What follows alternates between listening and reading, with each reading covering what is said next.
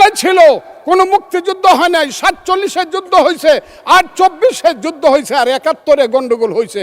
সেই দিন মুক্তিযোদ্ধা হিসাবে আমি বলেছিলাম, আমি বলতে পারবো কিনা কথাটা আপনি, এই আলবদর রাজাকারের বাচ্চারা, এখনো কিন্তু ফজলুর রহমানদের মতো মুক্তিযোদ্ধারা জীবিত আছে। এই দেশে মুক্তিযুদ্ধ হয়েছে, মুক্তিযুদ্ধ সত্য, 30 লক্ষ লোক জীবন দিয়েছে, এটাও সত্য।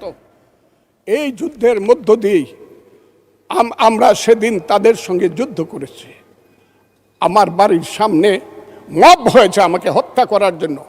সেদিন আমি আজকের পুলিশকে ধন্যবাদ দিব, আজকের মিলিটারিকে ধন্যবাদ দিব। 10 মিনিটের মধ্যে আমার বাড়ির সামনে তারা গিয়ে উপস্থিত হয়েছে আমাকে বাঁচানোর জন্য। অনেক চক্রান্তের মধ্য দিয়ে ইলেকশন হয়েছে।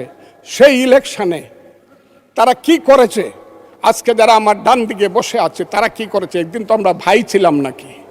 তারা যা করেছে সেটা কল্পনা করার মতো না। যত চক্রান্ত করেছে, সেই চক্রান্তের ভিতর দিয়ে যখন তারা প্রচার করতে শুরু করলো তারা বাংলায় 2/3 মেজরিটি পেয়ে তারা পাস করবে, আমি হতবাগা ফজলুর রহমান বলেছিলাম জামাত জোট যদি মেজরিটি পায় তাহলে আমি বিষ খাবো। এই কথাটা আমি বলেছিলাম, আমি বিষ খাবো। হ্যাঁ, কথাটা সত্য, আমি বলে যাচ্ছি।